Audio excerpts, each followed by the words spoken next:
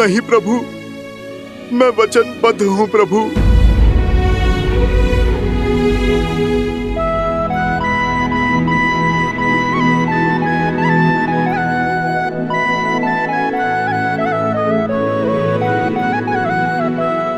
मैं तुम्हें वचन तोड़ने के लिए बाध्य नहीं करूंगा हनुमान।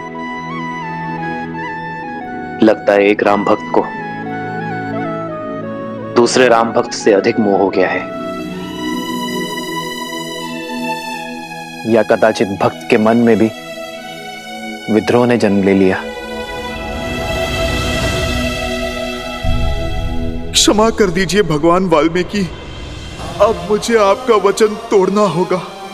मुझे हर पाप का दंश स्वीकार है, किंतु पिता के हाथों पुत्र की मृत्यु होते देखने का महापाप नहीं। प्रभु, वो लवकुश साधारण ऋषि।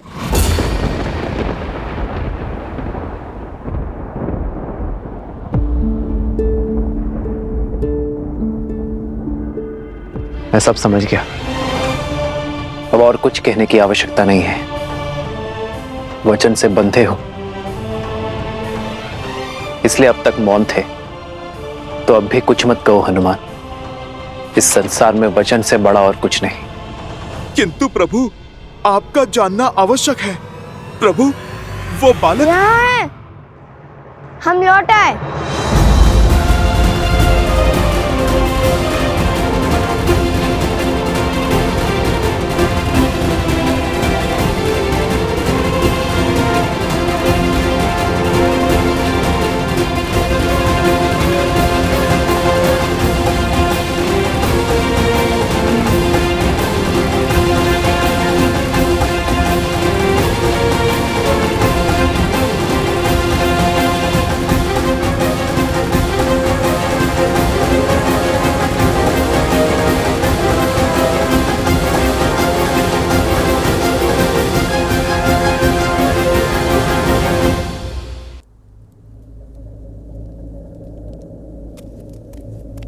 नहीं, मैं पुनः आश्रम वासियों के प्राण संकट में नहीं डाल सकती। मुझे अकेले ही जाना होगा।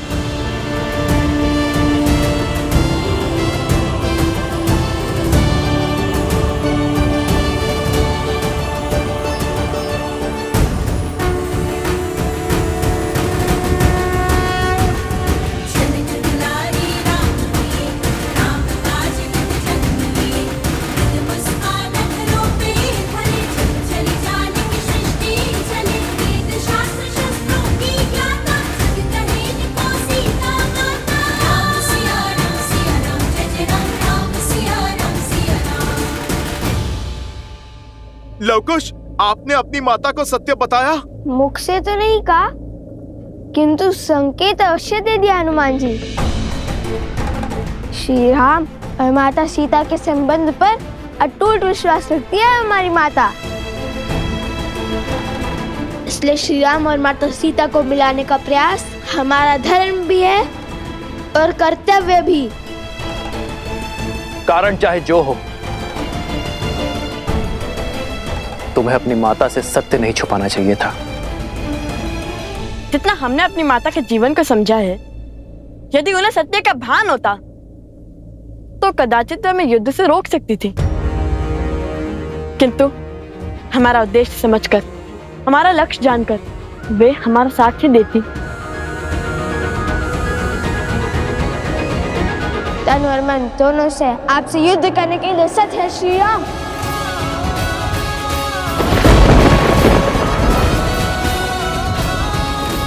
अश्व पकड़कर जो चुनौती ली है, उससे पीछे नहीं हटेंगे लवकुश।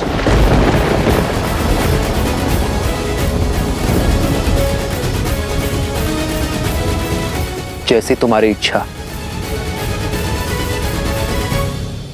मैंने हर धर्म का पालन किया ताकि तुम दोनों को इस युद्ध की अग्नि में जलने से रोक सकूं। और यदि युद्ध करने की ही मंशा है तुम्हारी, तो तथास्तु।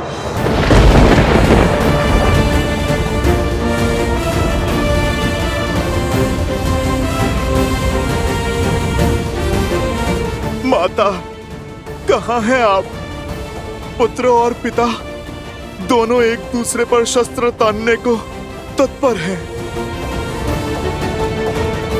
आ जाइए माता और रोक लीजिए इस विनाश को।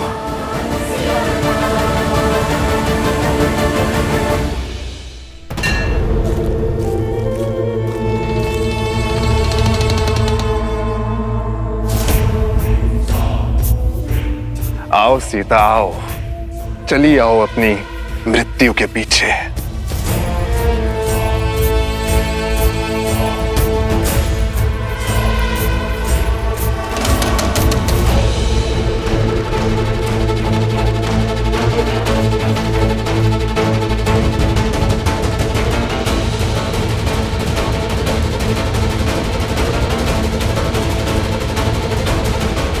ये भक्षण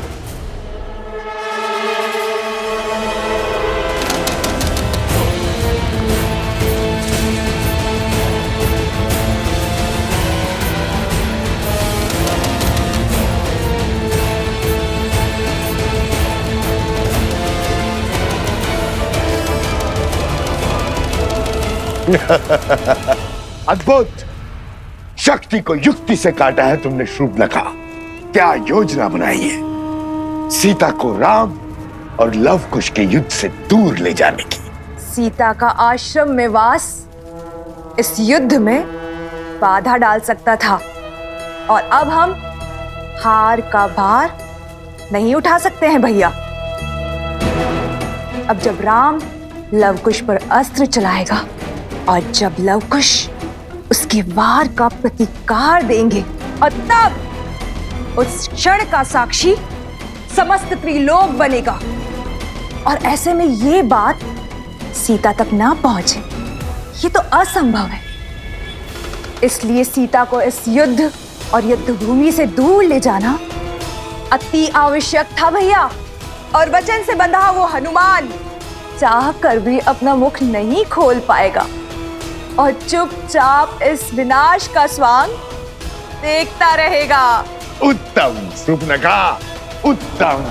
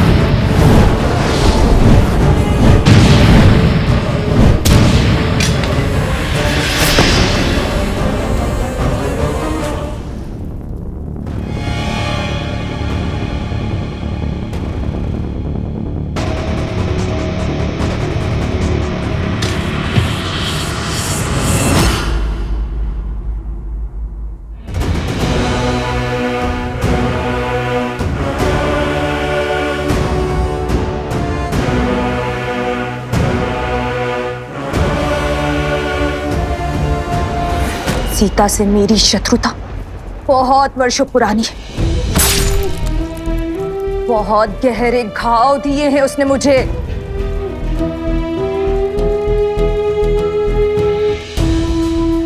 आज मैं उससे अपनी हर पीड़ा, हर दुख, हर कष्ट का प्रतिशोध लूंगी। आज उस सीता का अंत होगा।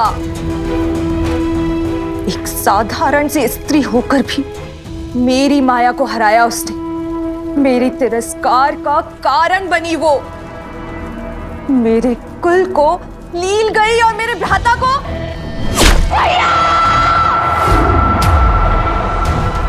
और मेरे भ्राता का काल बनी। किंतु आज मैं उन सब का प्रतिशोध लूंगी। आज उसकी मृत्यु के साथ हमारी इस शत्रुता के अध्याय का भी अंत होगा।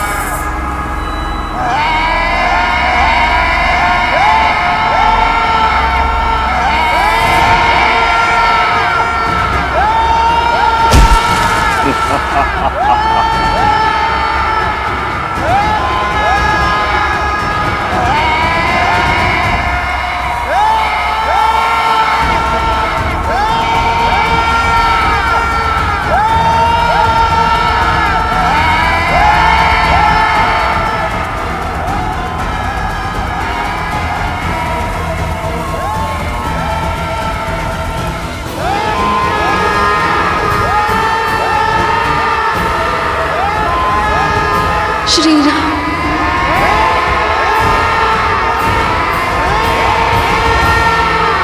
आज हमारी चाल केवल राम सिया की नहीं बल्कि समस्त रघुवंश का अंत कर देगी। रघुवंश के विनाश का शंखनाद हो चुका है भैया, और अंत के इस अध्याय का आरंभ हो चुका है। ना पिता को सत्य का भान है और ना ही पुत्रों को। पिता को ये नहीं पता कि वो अपने ही वंश को लील रहे हैं, और पुत्रों को ये आभास नहीं है कि वो जिन पर बाण ताने खड़े हैं वो उनके ही पिता है। कदाचित सत्य का ज्ञान इस युद्ध को टाल सकता है। कम से कम ये प्रयास तो कीजिए कि सत्य उन तक पहुंच सके। सत्य उचित समय आने पर ही सबके समक्ष उजागर होता है देवी, और जो समय से पूर्व ही सत्य को सबके सामने लाने का प्रयास करता है वो नियति के लक्ष्य में बाधा उत्पन्न करता है। आवश्यक नहीं कि समय सदैव आपके पक्ष में हो, क्योंकि सत्य और समय कभी साथ साथ होते हैं तो कभी भिन्न। श्री राम और लवकुश के मध्य होने वाले इस युद्ध को भी स्वयं समय ने ही चुना है। स्वयं समय ने ही साक्षात नारायण को इस दुविधा में डाला है कि वो इस परीक्षा की घड़ी का सामना करे। ये द्वंद्व आने वाली पीढ़ियों को ये संदेश देगा कि परीक्षा की घड़ी आने पर, दुख की घड़ी आने पर उससे लड़ा नहीं जाता, उसे काटा जाता है। और सीता, उनका क्या महादेव? वो तो सूर्पनखा और सहस्त्र रावण के पाश में फंसी है। कहीं जो काम शक्ति नहीं कर पाई वो युक्ति ना कर दे। नहीं नहीं महादेव, सीता को कुछ नहीं होना चाहिए।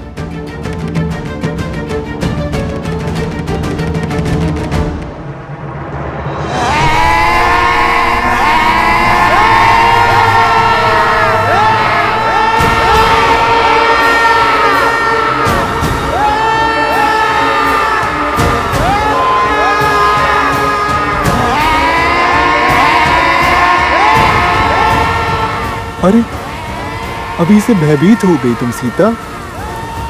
अभी तक तो तुमने विध्वंस का दंश झेला ही नहीं है।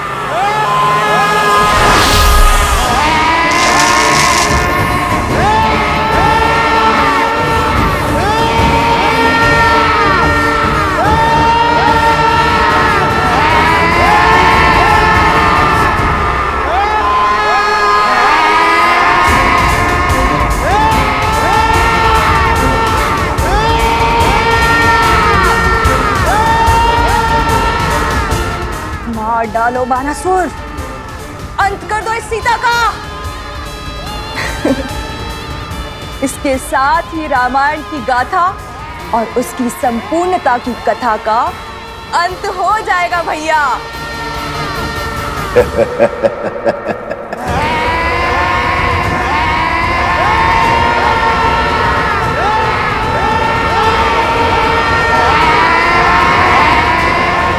ये दीवारें तो मेरे समीप आ रही है।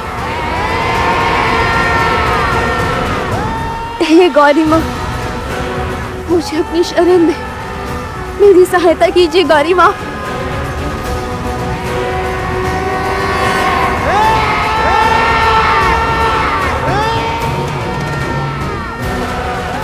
रक्षा करे माँ गौरी, रक्षा करे।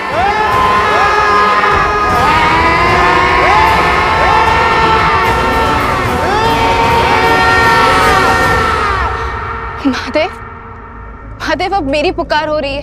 आप समय से विवश हैं और मैं भक्त की पुकार से। किंतु मैं क्या करूं? समय आ गया है देवी, जब आपको अपने समक्ष झांक कर देखना होगा, आत्मनिरीक्षण करना होगा। यही समय की मांग है, आपके लिए भी और देवी सीता के लिए भी। मैं कुछ समझी नहीं। भूल रही हैं आप, गौरी का एक दूसरा रूप भी है, जिससे साक्षात काल महाकाल दोनों भयभीत रहते हैं।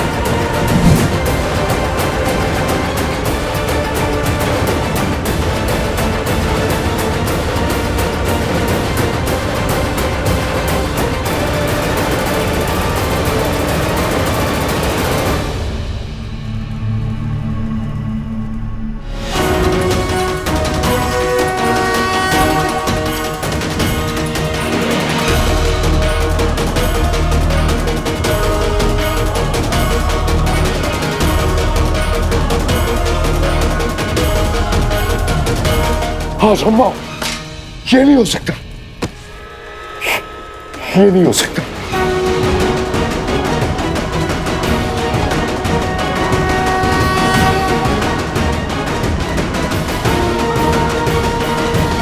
किस चिंता में पड़ गए आप भैया? क्या हो गया आपको? सीता के पीछे देखो, कौन है वो? कहीं कोई नहीं है भैया।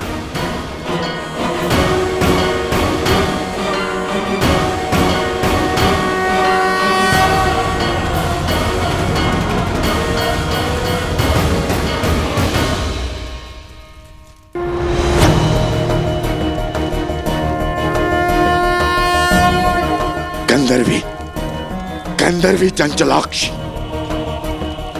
मर चुकी है वो, फिर यहां कैसे? ये कैसी माया है? गंधर्वी चंचलाक्षी कौन है ये? क्या हो रहा है आपको भैया? भैया किसकी बात कर रहे हैं आप? कौन है ये मुझे बताइए भैया।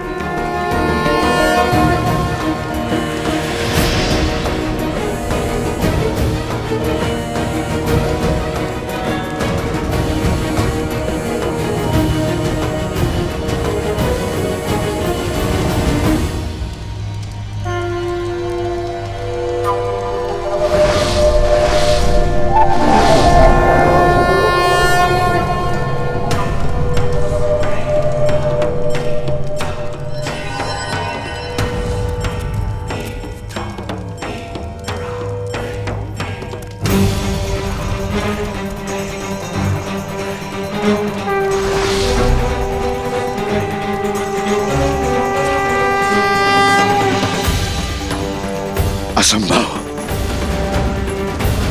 चंचलाक्षी लौट कर नहीं आ सकती। नहीं! क्या हुआ? श्री राम रुक क्यों गए? हम पर प्रहार क्यों नहीं कर रहे हैं? कदाचित वो हमारे प्रहार करने की प्रतीक्षा कर रहे होंगे।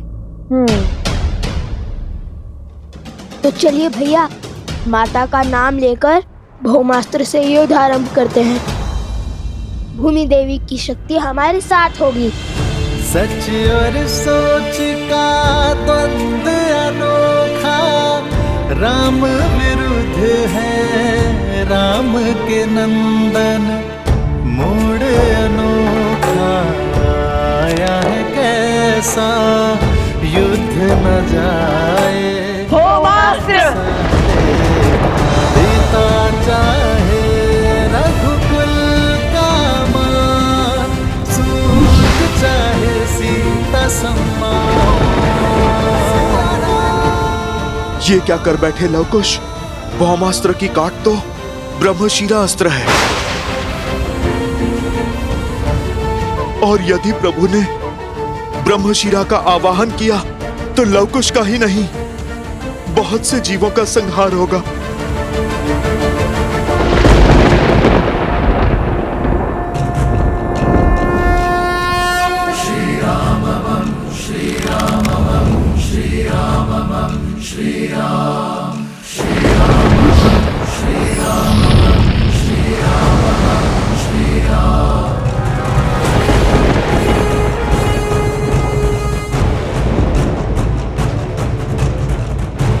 एक क्षण भैया, यदि श्री राम ने भौमास्त्र के विरुद्ध ब्रह्मशिरा अस्त्र का उपयोग किया तो हमारे पास उसका काट भी नहीं है। वो निर्णय उनका है।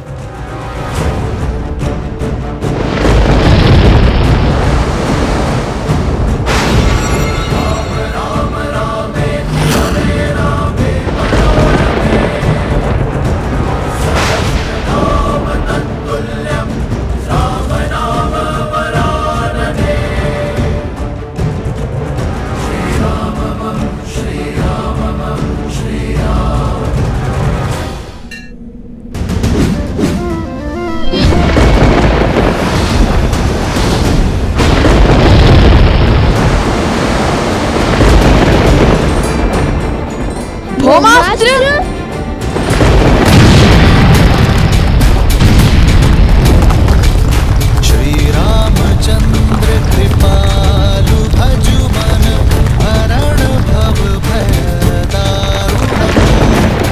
महाराज के आगे अस्त्र की शक्ति नहीं, धर्म की शक्ति चलती है। अस्त्र चाहे कोई भी हो, महाराज के तप और त्याग के कारण हर अस्त्र की शक्ति 100 गुना बढ़ जाती है।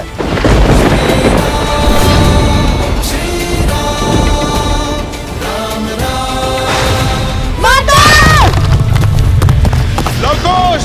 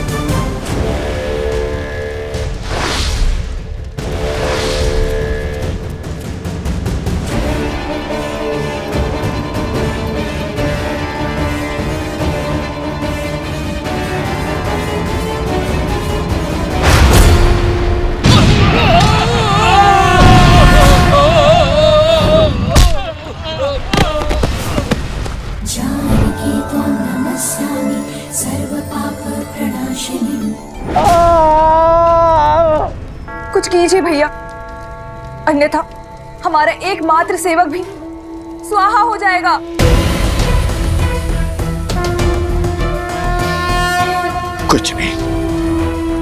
कुछ नहीं कर सकता मैं। ये चंचलाक्षी है। क्या हुआ है आपको भैया? कौन है ये चंचलाक्षी? कैसे जानते हैं आप इसे? क्या नाता है आपका उससे? बताइए भैया, उत्तर दीजिए भैया। कौन है ये चंचलाक्षी? क्या हो रहा है आपको भैया? भैया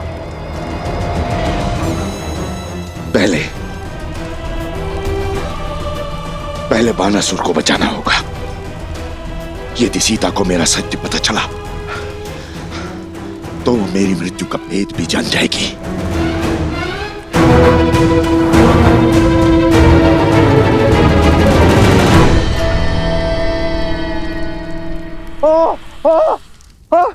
महाराज बचाइए, बचाइए महाराज। माता, माता।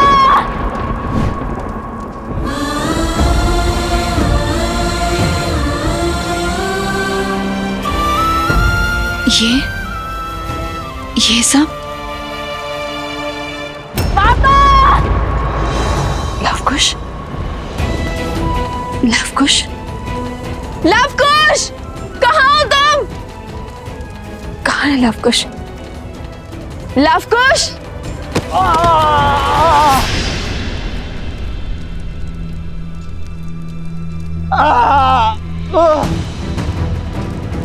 ये अवश्य इन असुरों की कोई माया थी, मेरे मंत्र जाप में विघ्न डालकर भाग निकलने की इनकी युक्ति थी। ये मेरे पुत्रों का स्वर नहीं था।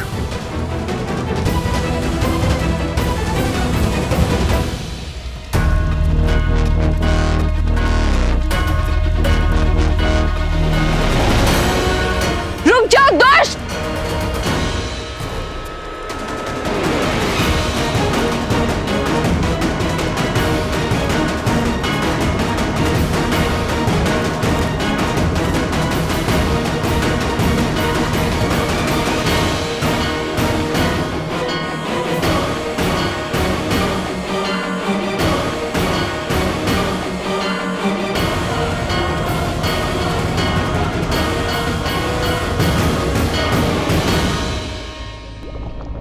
संभाल कर कुश, ये पत्थर तो खिसक रहे हैं। हमें इस पास से बाहर निकलने का कोई न कोई मार्ग ढूंढना होगा। हमें माता का नाम लेकर अपने जीवन को दांव पर लगाकर ना ये अंतिम बार करना होगा। जीवन को बचाने का प्रयास करना होगा। और यदि ये लावा हम पर गिरा या पत्थर निकले तो हमारी मृत्यु निश्चित है।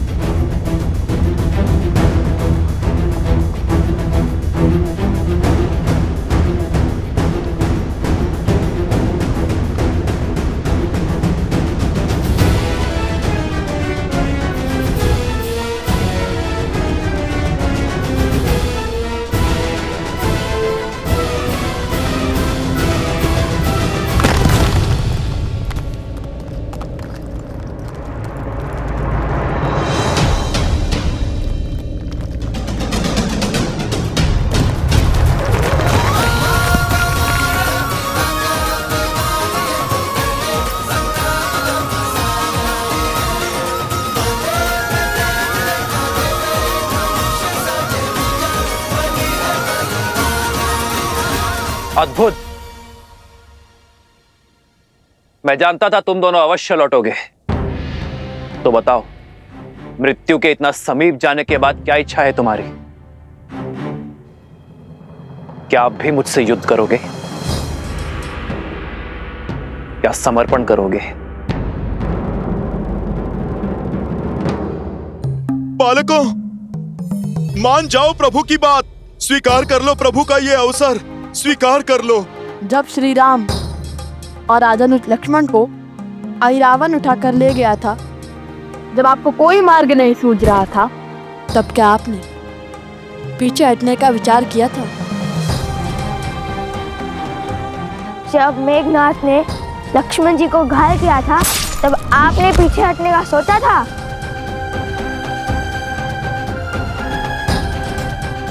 जिनके पास धर्म का साथ होता है, उन्हें पीछे हटने की कोई आवश्यकता नहीं होती। बालकों, आपको किसने कहा कि हमने अश्वरोग का धर्म किया है?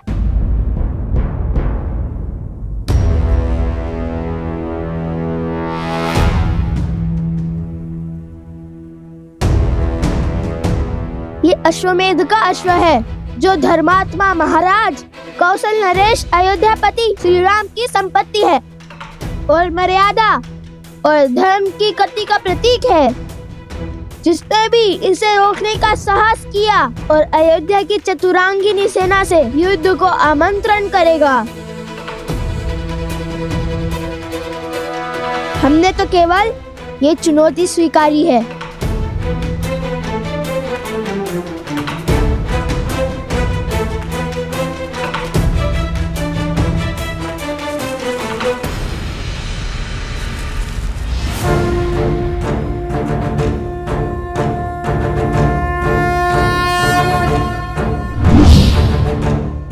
यदि चुनौती ली है तो उसे पूर्ण करने के लिए सच हो जाओ।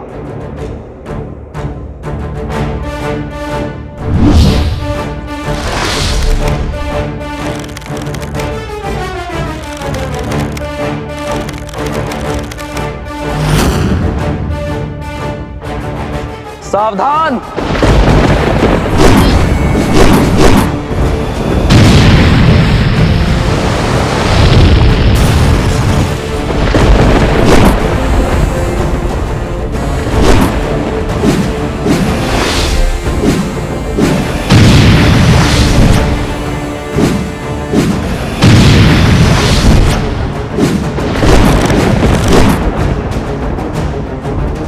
भैया, हमारे बाण तो आधे मार्ग तक भी नहीं पहुंच पा रहे।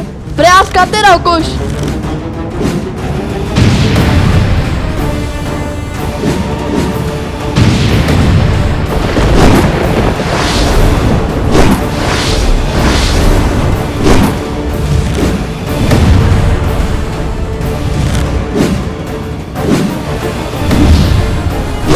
भैया, उनके माथे पर तो श्वेतक भी नहीं उभर रहे और यहाँ हम मन और संबल हारते जाते हैं। शब्द नहीं, हाथ तक चलाओ कुश।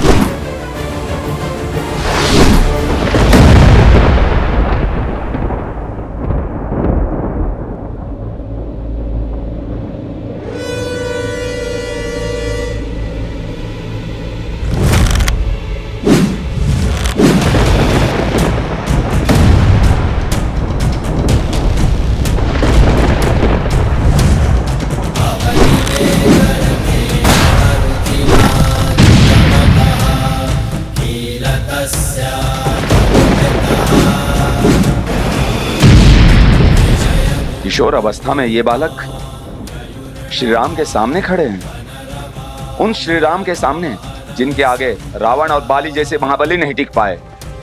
लगता है जैसे श्री राम के समक्ष साक्षात श्री राम खड़े हैं। ये विद्या के धनी अवश्य हैं, किंतु विद्या का उपयोग अधर्म के लिए कर रहे हैं। ये विद्या राष्ट्र की भलाई, देश के विकास के काम आनी चाहिए थी, किंतु उन्होंने बुराई का पथ चुना है। और बुराई चाहे जितनी बलशाली हो, अंत में हारती ही है।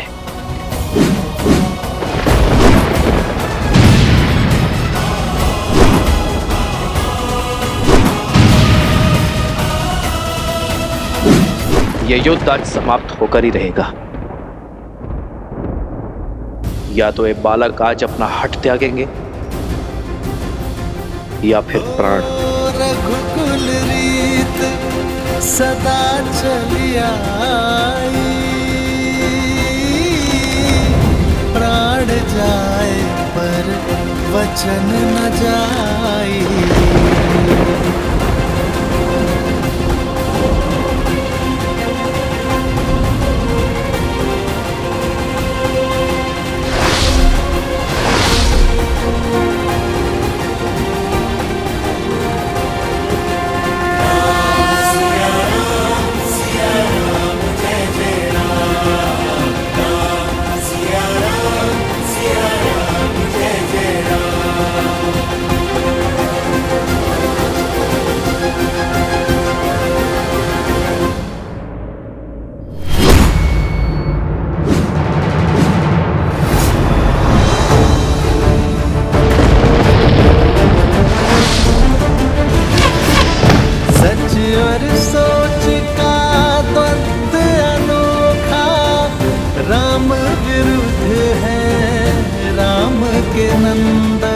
हे महादेव, इस महाविनाश को रोकने का आप मुझे मार्ग दिखाइए।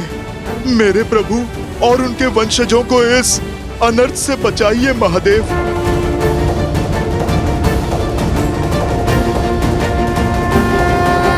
पिता चाहे रघुकुल का मान, सूत चाहे सीता सम्मान।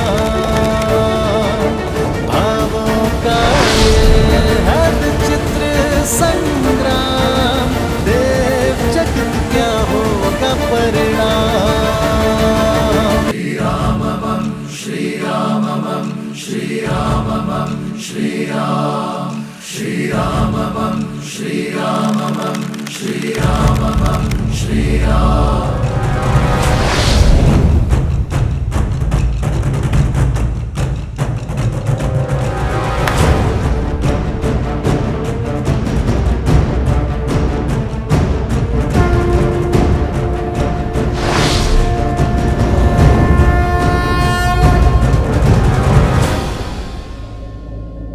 लगता है भाग्य तुम्हारे साथ है बालकों, क्योंकि सूर्यास्त के पश्चात चलाया एक भी बाण रघुकुल में युद्ध नियम के विरुद्ध होता है। आज एक सूर्यवंशी के विरुद्ध तुम्हारी ढाल साक्षात सूर्यदेव बनकर आए हैं। नियति तुम्हें अंतिम अवसर दे रही है बालकों। जाओ, जाकर अपनी माता को सत्य बताओ।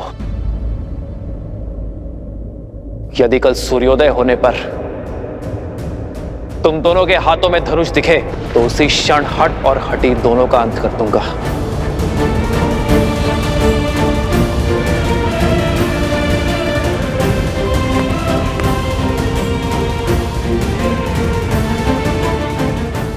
कल भोर होते ही अश्वमेध यज्ञ के अश्व और हनुमान को लेकर मैं अयोध्या के लिए निकल जाऊंगा।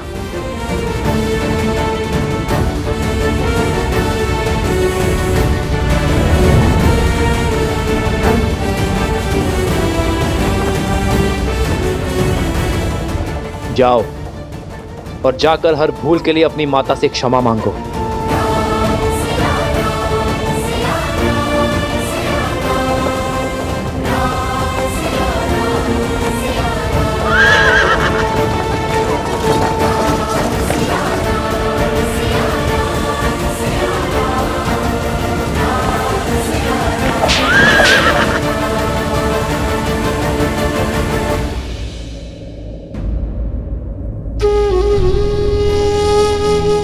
श्री रामचंद्र कृपालु भजमन, हरण भव भय दारुणम।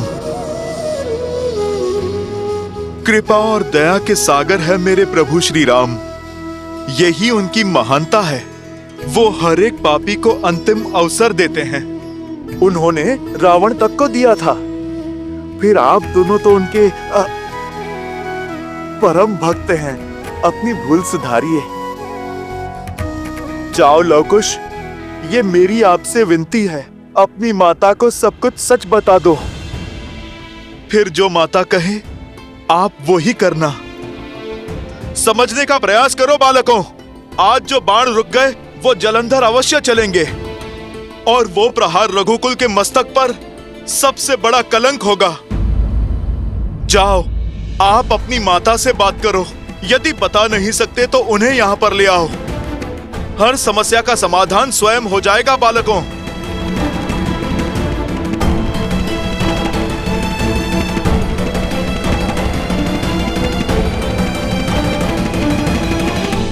लवकुश की पुकार की माया से आपने बानासुर को बचा लिया, परंतु आप स्वयं किस माया में फंसे जा रहे हैं भैया?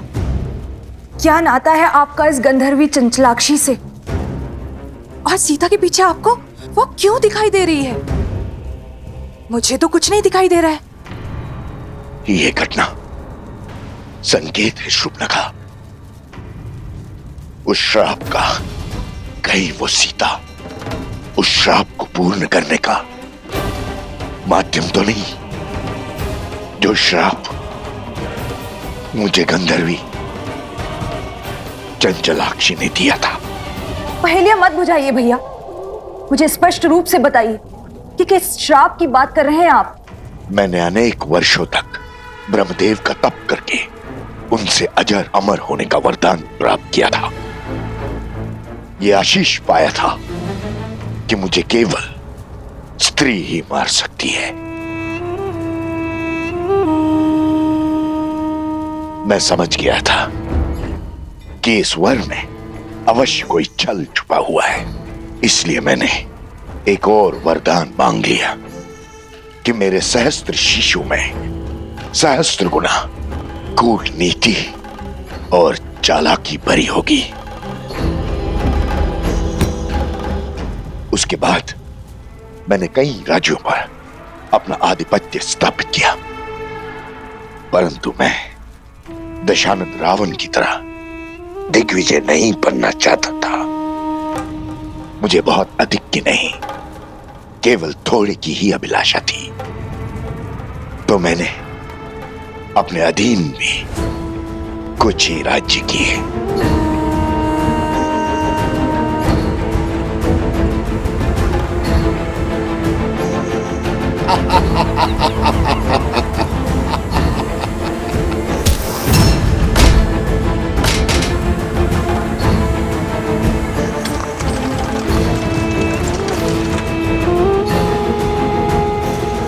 ये है हर किसी को अपने सामने झुकने पर विवश कर देने वाले सहस्त्र मुख। मैं अपना राज्य इन्हें सौंपता हूं। आज से यहाँ की हर वस्तु हमारी है। जाओ, हर रत्न, हर आभूषण, हर मूल्यवान वस्तु ले आओ हमारे समक्ष।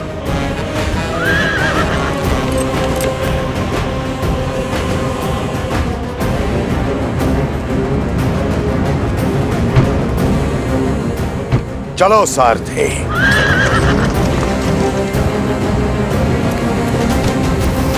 छोड़ो मुझे, छोड़ दीजिए, क्या कर रहे हैं? छोड़ दीजिए।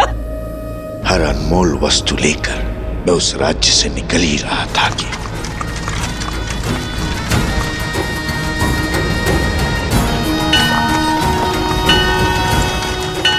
रुको सारथी।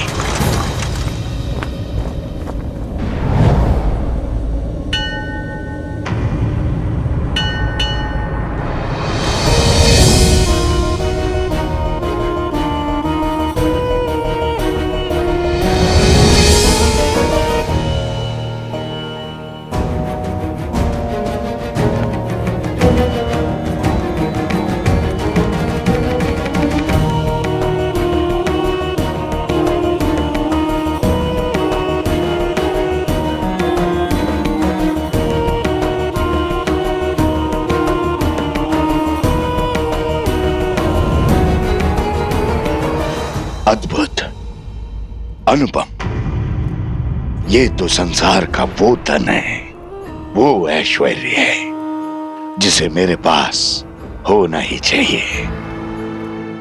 इसे न भोगा, इसे न पाया तो वरदान का लाभ क्या।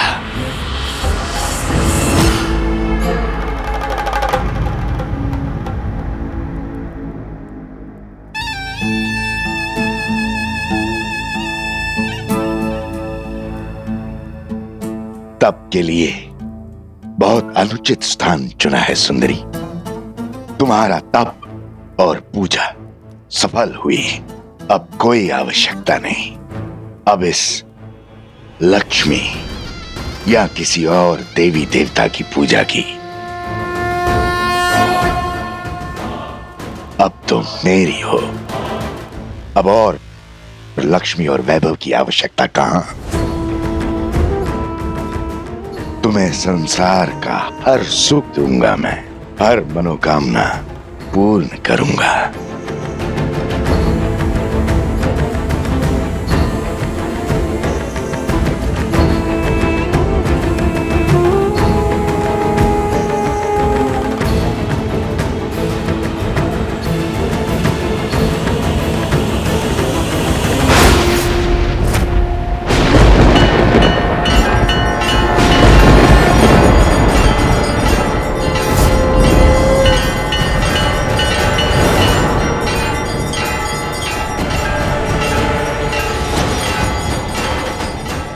तुम्हारे स्पर्श ने मुझे अपवित्र कर दिया है सहस्त्रमुख। तुम्हारे मलिन मन का इस संसार में कोई स्थान नहीं। जिस शक्ति का तुमने अहंकार पाल रखा है वही तुम्हारे विनाश का कारण बनेगी।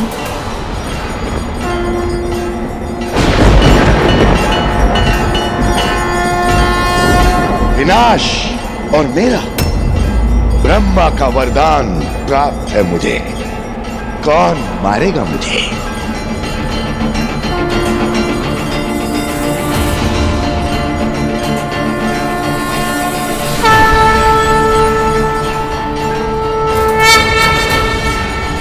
मैं गंधर्वी चंचलाक्षी, जिसके पावन तप को तुमने अपवित्र किया है, मैं तुम्हें श्राप देती हूँ।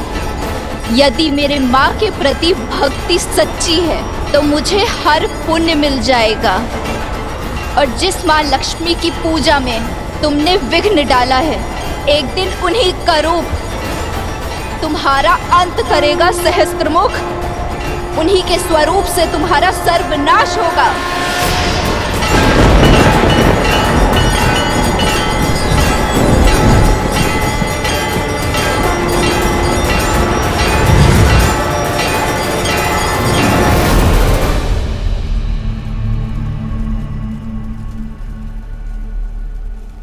ये वही है जिसके बारे में चंचलाक्षी ने कहा था, मेरा अंत है ये।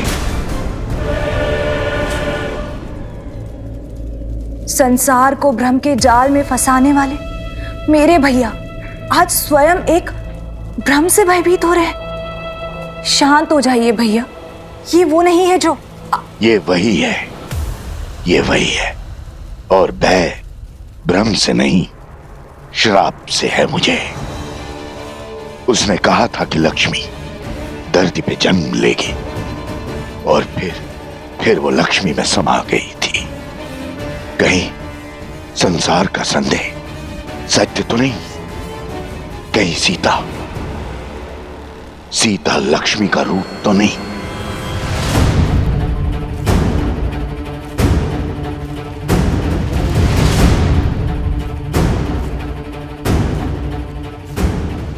मुझे परिचय की क्या आवश्यकता है? पुराना शत्रु हूं तुम्हारा।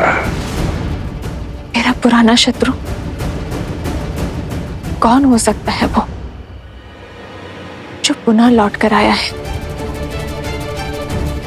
किंतु मेरी मृत्यु से क्या सिद्ध करना चाहता है वो? होना हो, ये बात जितनी छोटी लगती है उतनी है नहीं।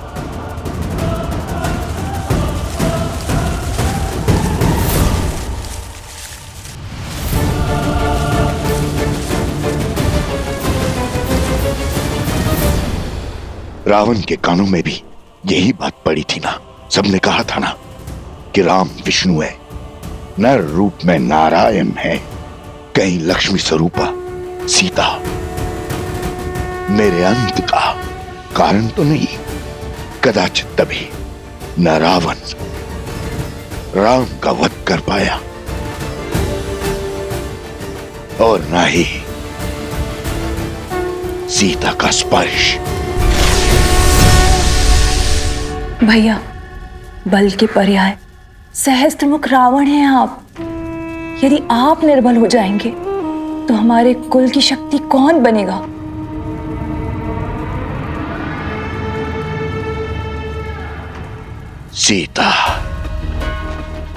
सीता के कारण पूरा राक्षस कुल समाप्त हो गया। सर्वशक्तिशाली दशानंद रावण मृत्यु को प्राप्त हो गया।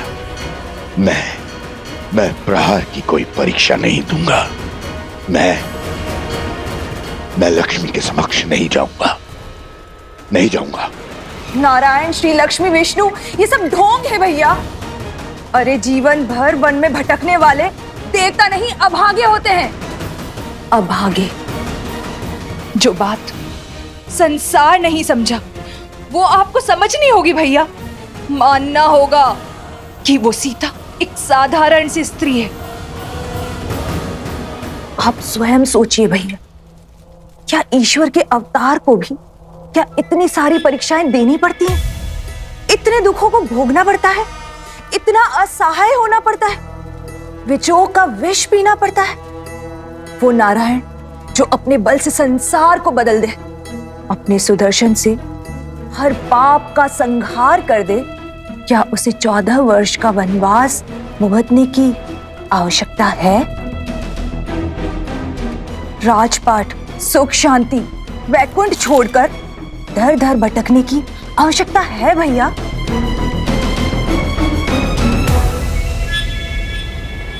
और जिसे आप लक्ष्मी समझ रहे हैं, जिसके भय से थर थर कांप रहे हैं, वो पूरे 1 वर्ष तक हमारे भैया की बंदी रही। यदि वो लक्ष्मी का रूप होती तो क्षण भर में तो लंका से अंतर्ध्यान हो जाती और एक वार से दशानन की हट को तोड़ देती। भ्रम को बल पर हावी मत होने दीजिए भैया, तनिक सोचिए। तो फिर सीता के पीछे मुझे उस चंचला की छवि क्यों दिखाई दी?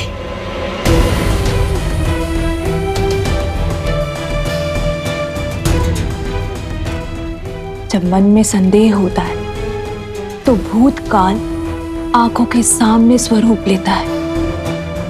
ये सब विचारों का खेल है भैया, और कुछ भी नहीं। इस अनर्थ का अर्थ खोजना बंद कीजिए भैया, और प्रहार का नाद आरंभ कीजिए भैया।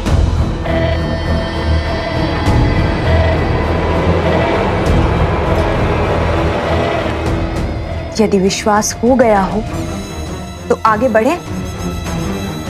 हमारा अगला दांव शीघ्र, अति शीघ्र चलना होगा हमें भैया।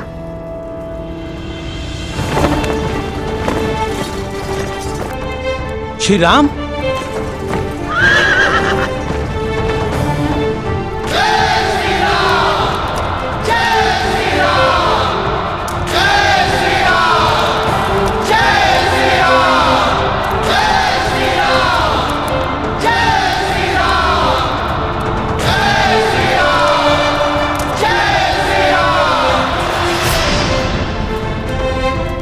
मैं आप सभी के भावों को समझता हूं, किंतु सर्वप्रथम मैं अपने भाइयों और मित्रों से मिलना चाहता हूं। कहां है वो?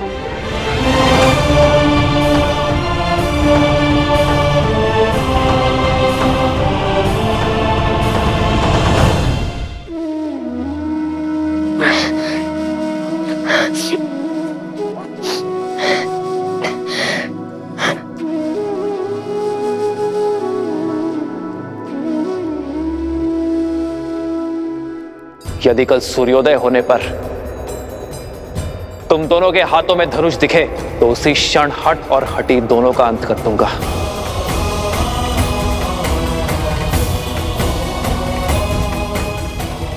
कल भोर होते ही अश्वमेध यज्ञ के अश्व और हनुमान को लेकर मैं अयोध्या के लिए निकल जाऊंगा। भैया, अब क्या होगा? रामायण कैसे संपूर्ण होगी? अब तो हम हार गए श्री राम से। हमें अश्व लौटाना ही होगा। अश्वमेध यज्ञ संपूर्ण होने का अर्थ है हमारी प्रतिज्ञा पूर्ण रहना। वो प्रतिज्ञा जो हमने देवी सीता और श्री राम को साथ मिलवाने के लिए ली थी।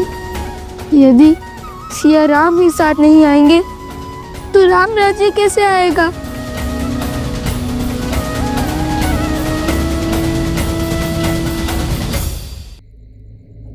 नहीं कुश, युद्ध अभिशेष है और हार जीत का निर्णय भी। आज जो भी हुआ वो अकल्पनीय है, इतिहास का भाग बन चुका। हमने श्री राम का सामना किया, उनकी शक्ति और उनकी आभा को ललकारा। कि जानते हुए भी हम पीछे नहीं हटे कि हमारे समक्ष रावण का संहार करने वाले श्री राम खड़े हैं। तुम ही बताओ, ऐसे शूरवीर कैसे हार सकते हैं? हमने आधा युद्ध जीत लिया है कुश। आज उनका केवल एक दाव उचित पड़ा है। स्मरण रहे, माता कहती है,